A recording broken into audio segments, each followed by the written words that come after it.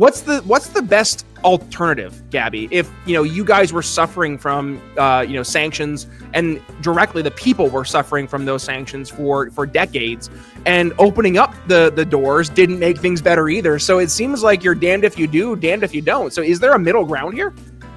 I don't think there's a middle ground with the dictatorship in Cuba, unfortunately, until they just have to go. And I think the restrictions from the United States have never been in place long enough in the same way, so that it puts constant pressure on them for a long time in order to see some real change. So every time, like President Trump in his first term, he put restrictions in place, like more. He actually was following all the embargo restrictions that we're supposed to have since the 60s, because as you mentioned, not only did they collaborate with the Soviet Union in the Cold War, but they also stole an estimated 8 billion in today's market from people when they nationalized every company that they had, Cuban and American citizens. Instead of focusing on winning arguments, we're teaching the basic fundamentals of sales and marketing and how we can use them to win in the world of politics, teaching you how to meet people where they're at on the issues they care about. Welcome to the Brian Nichols Show. Well, hey there, folks. Brian Nichols here on another fun-filled episode of the Brian Nichols Show. I am, as always, your humble host, joining you from our lovely Cardio Miracle Studios here in sunny Eastern Indiana. The Brian Nichols Show is powered, yes, by the best heart health supplement in the world, Cardio Miracle. So if you want to go ahead and lower your resting heart rate, lower that blood pressure while improving your pump at the gym through the science and power of nitric oxide. Stick around. We're going to talk about that more later in today's episode. But first, what happens when you are living under a socialist communist regime? And what tools do other governments have outside of force to help, move those countries away from socialism or communism, at the very least, for the benefit of their people? Let's talk to someone who grew up in a world of socialism and communism, and today is joining us to discuss her article about why tariffs and sanctions could be a way to help push these Latin American countries specifically away from socialism and communism. Joining me here in the Brian Nichols Show is Gaby Blanco. Gaby, welcome to the Brian Nichols Show. How you doing? Hi, good. Thank you. Thanks for having me. Great to have you on the show, Gaby. I'm really looking forward to digging into your article here today, which was Tariffs and Sanctions Are the Long-Term Solution for Latin America. But before we do that, Gaby, please do us a favor. Introduce yourself here to the Brian Nichols Show audience, and obviously tell us a little bit more about your story and why your story really does map over to our article today, and why you're so passionate about this idea of helping rid Latin America of socialism and communism. Of course. I was born and raised in Havana, Cuba. I lived there until I was 24. So most of my, childhood, adolescence, and young adult life. I moved to the Cayman Islands at that age and finally managed to come to the US in 2019 to join my family, my dad and my siblings, after being apart for a decade. So that's the price that Cuban families have to pay in order to be able to leave. So I'm absolutely passionate about raising awareness with everyone else in the rest of the world when it comes to the effects that these policies have and restrictions have on the life of people and families.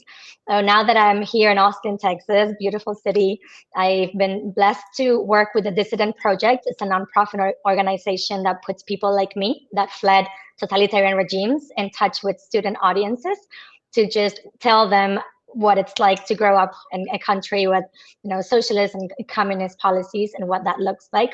We also work with young voices to bring these stories to people and hopefully prevent that from happening in other countries like the United States. So we are big advocates for individual freedom and religious freedom, and just protecting that because it can be taken away in a second. So before we dig into your article today, discussing how you're arguing we should help push these Latin American countries away from some of these very, very destructive ideas and policies, I would just love to first talk about what these policies actually look like from a true grassroots perspective, living there, experiencing it firsthand. Because in America, a lot of folks who are proponents of this more socialist, communist way of living, I would dare say they're silly socialists or limousine liberals or crazy communists themselves, but they haven't had to live by the very policies that they themselves are promoting. It's very much in theory. And yet there are folks just like you, Gaby, and your family who have grown up in areas where you're very much living the very life that a lot of these socialists and communists and progressives in America would love to live. Well, so they think. So let's set the stage here. What is life like when you're living in a socialist communist regime? And I guess what's the real impact as an average everyday person there? Right. So a great way of putting it is your life is never your own. From the moment that you are born, you're pretty much raised by the state. You spend more time at school than you do at home. For a long time, religion was forbidden. If Christmas was banned for 30 years, Good Friday was banned for 50 years, just to give you an idea exactly of how important it is for a communist state or dictatorship to be in absolute control of what people say and do and think. So you are restricted when it comes to travel. You are not allowed to invest freely or purchase what you need. Up until recently, purchasing a home or a car was illegal in Cuba. So we pretty much had to grow up with, food rationing systems and blackouts and no fuel. My family had bicycles as a means of transport to take us to school and go to work. So life is really, really tough. And that's the reason why families like mine would prefer to be apart for decades, some of them even longer than my family, in order to at least be able to eventually leave the country. You have to be pretty desperate to be able to do something like that, or go on a raft and go out at sea. So life, it's never going to go anywhere. You know that you have nothing to look forward to if you stay in a place like Cuba until something changes. And that's what motivates people to leave. Then you get to countries like the United States and you see firsthand the amount of sympathy that especially the younger generation has for this idea that has been sold to them. And I believe Cuba and Castro did a good job, unfortunately, selling this utopia to the world that we have, free education and free healthcare and food rationing for everyone, so no one goes hungry. And it's the opposite. We have no medicine. There's not an antibiotic to be found in Cuba. Schools are terrible and falling apart. Every teacher, every good doctor has left. There is no food, there is no fuel, and houses, like the infrastructure is crumbling in every sector. So the idea that they have over here that somehow that wealth redistribution that happened early in the revolution worked, it's absolutely ridiculous. And that's not the case. And that's why people like me, who never really got involved in, let's say, politics or anything like that, come here and are so motivated to get in front of student audiences and in front of people and tell them from our perspective and from our experience what it's really like, and start to counter what everything that governments like mine put out there, which is not true. Well, governments like yours put out there, and frankly, governments like we had here in America. I'm old enough to remember when President Barack Obama went down to Cuba and basically was doing this PR tour on behalf of the Cuban communist regime, saying we're going to open up the doors to Cuba. We're going to start to normalize relations. And with that, it was a tour around Cuba to make things look like, hey, they're not so bad. So the fact that your government was doing it, but then just the fact that our government was doing it as well, yeah, it doesn't give you the warm and fuzzies. So, Gaby, I guess with that being said, there is obviously a big push here in America from more of our far left friends on the progressive left side of the aisle, who I would dare say would very much embrace a communist socialist type of policies here in America. And as a matter of fact, we've seen very much so in other areas, whether that's DEI or ESG or, trying to put caps on rent or whatever that may be. You're starting to see a creeping of these policies from an American perspective. Now, you wrote an article over at, I think it was Visgard 24. Keep me honest there. Yes. There we go. Why is that not sharing here? Let me share this really quick. Share screen, magic of internet. There we go. So, the tariffs and sanctions are the long-term solution for Latin America. I look at this article and Gaby, I don't want you to take this the wrong way, but I'm a little nervous because I read your article. Is the idea of tariffs and sanctions, which they themselves are in some ways, I say some ways, absolutely in all ways, they are government control, right? They are government pushing down different government edicts on the free market in order to make a change in whether it's policy or culture or what have you. So is this a situation of trying to fight fire with fire? And if so, is there a risk that, in the pursuit of trying to rid Latin America of these socialist and communist types of policies, that we actually end up making America a little bit more in line with that very thing we're trying to destroy? Hey folks, I want to take a moment to talk about something that has truly changed my life, and that is Cardio Miracle, our incredible studio sponsor. Now, I'll be honest, when I first heard about Cardio Miracle and their claims about improving heart health, I was skeptical. But after using it for just about 2 months, I was absolutely blown away by the results. First, my blood pressure went from being consistently around 140/90 to a much more healthier and manageable 120/80. And my resting heart rate dropped from the low 70s to the high 50s. And I couldn't believe it. But the benefits didn't stop there. I started sleeping better, and I felt more energized at the gym, and my heart felt the best it's felt in years. And it's not just me. Hundreds of you, our amazing listeners, have reached out to share your own incredible experiences with Cardio Miracle. So, what is Cardio Miracle, and how does it work? It's a carefully crafted supplement that harnesses the power of nitric oxide to support optimal heart function. So by increasing nitric oxide levels in your blood, Cardio Miracle helps relax your blood vessels, improve circulation, and it protects your heart from damage. It's like giving your heart the support it needs to function at its best.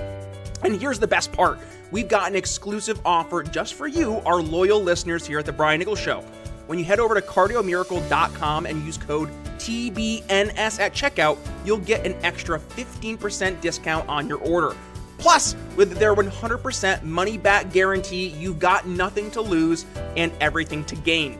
So, if you're ready to take control of your heart health and experience the life-changing benefits of Cardio Miracle for yourself, just click the link in the show notes or video description. Trust me, your heart will thank you. And don't wait another day to prioritize your health. Join the tens of thousands of folks who have already discovered the Cardio Miracle difference. Head to cardiomiracle.com now and use code TBNS for 15% off your order. Your journey to a happier and healthier heart starts today. And now, let's get back to the show. Well, this article was first written in response to the Trump administration, early March, I believe it was, to put tariffs on Mexico and cancel Chevron's license to operate in Venezuela.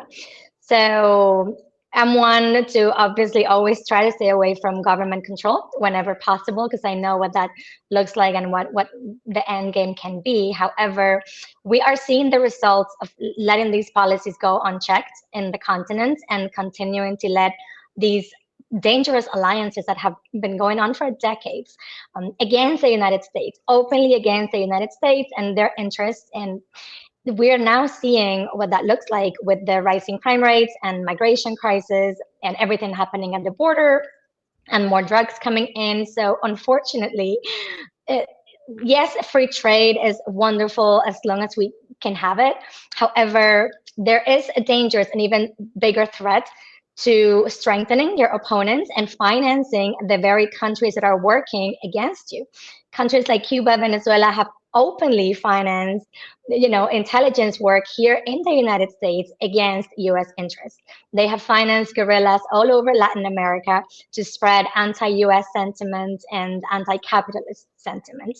They have sent criminals.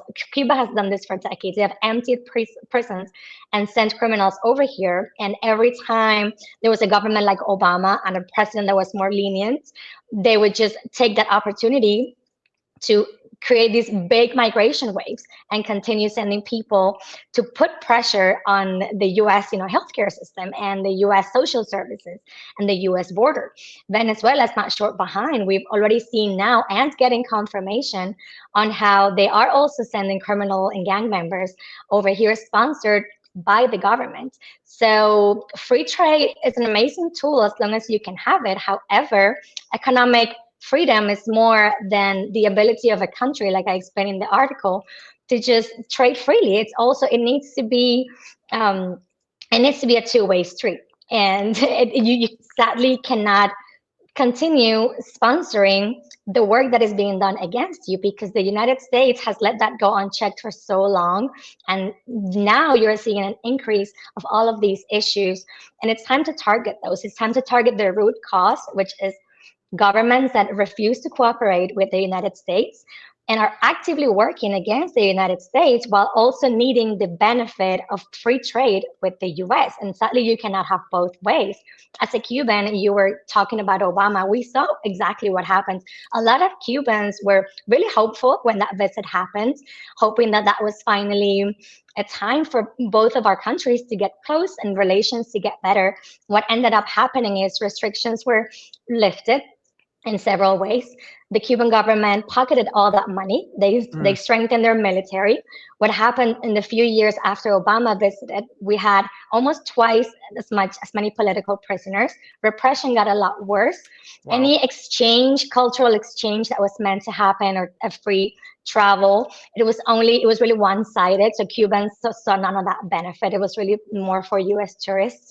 So really nothing good came from that. And it just goes to show that, unfortunately, you cannot negotiate with terrorists and you cannot enrich terrorists that are working against your country. It's never going to work, sadly. So that was the point of my article, is to hopefully bring people to see that, yes, there are always going to be short-term effects of economic sanctions and restrictions, and you're going to see an economic slowdown, especially in border states, and you're going to see higher prices. However, what you will see in the long run, if these dictatorships and countries that are enemies of the US continue to get stronger, continue to openly collaborate with China and Russia and Iran, and the US is also enriching their pockets, the effects of that are going to be a lot worse in the long term, which is why the political considerations need to be taken when it comes to analyzing who we are going to trade freely with. So let me ask you this, because obviously for the past 50 years, Cuba has pretty much been just isolated from the rest of the continental United States. And a lot of that, I say a lot of that, is entirely due to the fact that the Castro regime has been embracing communism back during the Cold War, was very buddy-buddy with the Soviet Union. So we see that the sanctions, we see, the tariffs, call it what you will, for the impact on the Cuban government. But the Cuban people, I would dare say, were also struggling and suffering from that as well. So what's the best alternative, Gaby, if you guys were suffering from sanctions, and directly the people were suffering from those sanctions for decades, and opening up the doors didn't make things better either? So it seems like you're damned if you do, damned if you don't. So is there a middle ground here? I don't think there's a middle ground with the dictatorship in Cuba, unfortunately, until they just have to go. And I think the restrictions from the United States have never been in place long enough in the same way, so that it puts constant pressure on them for a long time in order to see some real change. So every time, like President Trump in his first term, he put restrictions in place, like more. He actually was following all the embargo restrictions that we're supposed to have since the 60s, because as you mentioned, not only did they collaborate with the Soviet Union in the Cold War, but they also stole an estimated 8 billion in today's market from people when they nationalized every company that they had, Cuban and American citizens. And these are the reasons for the embargo. And a lot of people don't know that the Cuban government stole all of that without compensation. And to this day, the embargo also has very limited categories that it affects. So it doesn't include medicine, or it doesn't restrict medicine or medical supplies. It doesn't restrict food. It doesn't restrict communications. So a company could go tomorrow, T-Mobile could go tomorrow to Cuba and set up a business, but Cuba won't let them. So the reasons Cubans cannot travel, invest, trade, it's not because of the US, it's because of the Cuban government. Most of the chicken that comes into Cuba comes from the US. Luxury cars, we have all of that for certain people. Most of the beans come from the US. And so with countries like Obama lifting even more restrictions, what happens is it never sticks for long enough. So then you had Trump, and then you had Biden removing Cuba from the list of sponsors of terrorism and lifting more sanctions again. And then comes Trump and puts the sanctions back. So it's always this back and forth between Republican and Democratic governments over here. And it just never sticks. What Cubans are hoping for is for an actual firm hand when it comes to the thieves and the kidnappers that have kidnapped our country. So no free trade with the dictatorship, no trade if you can help it, and a firm hand so they can finally go. But it's not going to be enough if you do that for just the 4 years of Trump's presidency, and then somebody else comes and relaxes measures. So they know that too. So they just have to wait it out a little bit, and then it just goes back. So.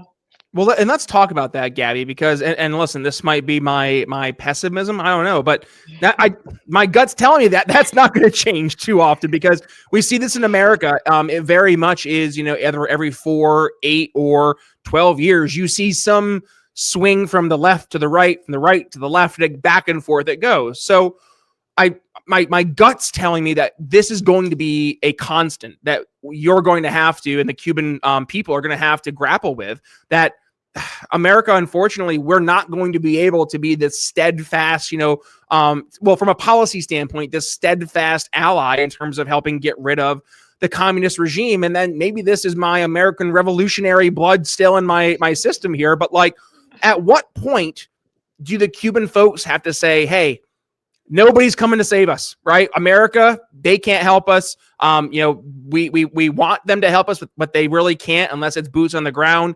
At what point does the Cuban people have to say, you know what, enough's enough, and actually stand up and physically fight back against the Castro regime? Well, it's long overdue, and I absolutely agree. It's no one else's place to come and save us, and no one else can do that. What we are hoping for is that at least the U.S. is not contributing to keeping them in power any longer. Like, even we saw this with U.S. aid. They've donated millions to Cuba over the past decade. I think it's been like 128, 29 USAID, the slush fund that Doge was just ripping apart. Correct. So a lot of that money has also gone to organizations that are not supposed to be linked to the Cuban government. But of course they are, because everything, the dictatorship has its hands on everything.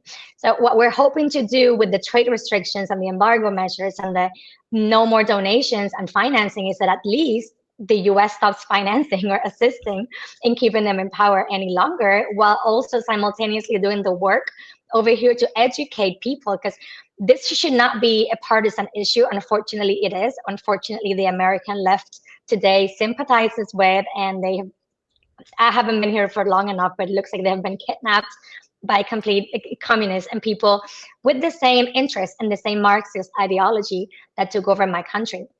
I'm not sure if this would have been the case 50 years ago. It shouldn't be. No, every party should agree that the longest standing dictatorship in the hemisphere, and one of the longest in the world, that is responsible for tens of thousands of executions and deaths and migration crisis and economic collapse and the destruction of a country, we should all agree that they need to go. No one should agree. No one should be financing that. No one should be supporting that. But here we are. So we're trying to do the work over here to at least, future voters in America can take that into account when voting for these policies that continue just keeping them alive, keeping them in power.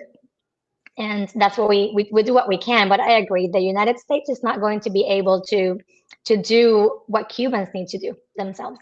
So what do you think has been the reason that your average Cubano has not gone through? Is it Cubano? Am I being okay? I was like, I don't want to be accidentally racist here today. So like, what's stopping your average Cubano from actually going out and saying, you know what, heck with this, we're done? Why hasn't it happened yet, Gaby? I guess that's my question. Well, for the longest time, Cuba was an island, and that really worked in the favor of Castro since the beginning, because it was easy to keep it isolated. We had no internet. We could not travel. Cubans could not leave the island unless you were a high official who was authorized to leave.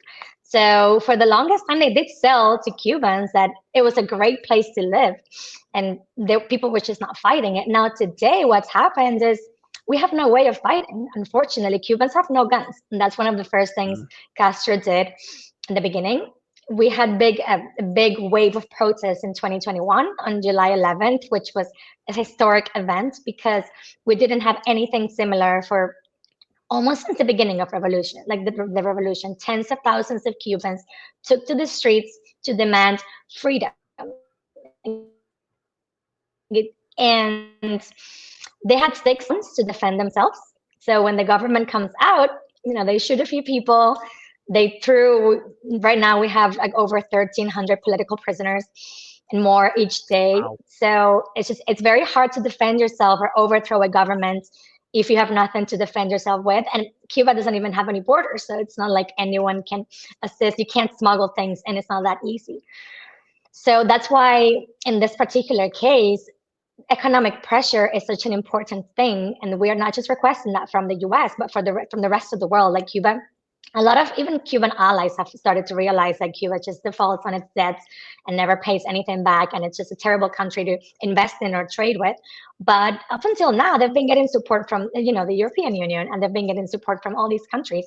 So we're hoping that will stop, because it's the only way we have to push for change in a peaceful way that doesn't require direct intervention from any of these countries, like the United States.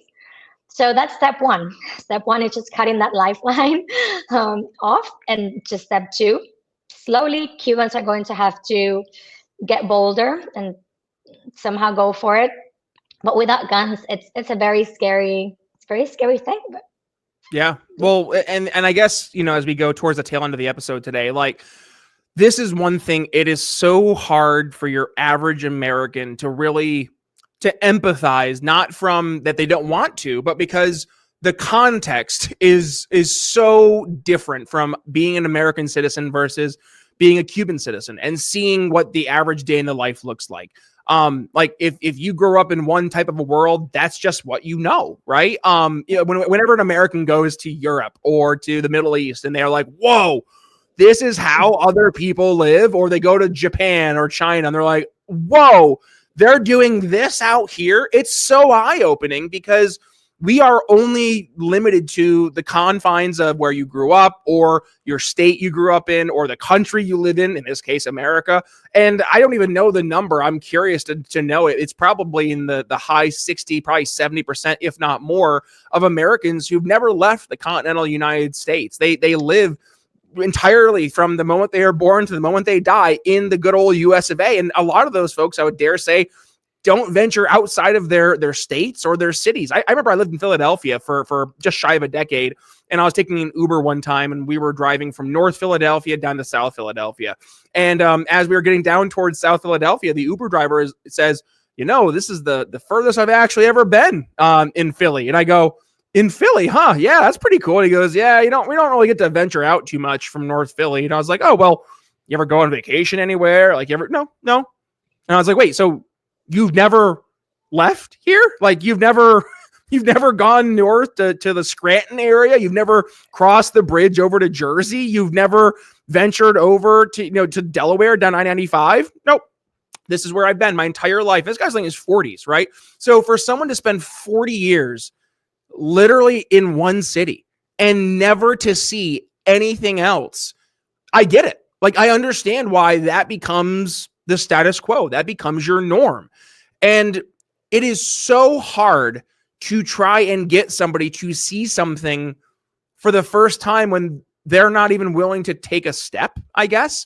So I say all that, I look at that one gentleman that was my Uber driver, and I want to draw the comparison to the rest of America. Like, if this is all right, you're going to have a very limited worldview. You're going to have a very narrow lens of what real life is versus what could be. And I guess I look at where your average Cuban is. I would pray that they start to fight back, whether that's starting to find allies, right, that we can start to, arm the Cubans. I don't want to get involved in another regime change, but when you talk about the very real pain that your average Cuban has been living with for decades at this point, it does lead to some type of, like, I get it, I understand. And this is where, morally in my own heart, I'm conflicted, because I want to help. All right. I want to be able to help the Cubans fight back against the Castro regime. But at the same point in time, I don't want to be funding another war. And especially a war that is just, like a couple miles south of Florida. Right. So that's where I definitely get nervous, and I don't have all the answers. Gaby, for this show, being 100% honest and candid, I don't want to present myself as I know all the answers and I know how every lever, if we pull this lever, this is going to happen.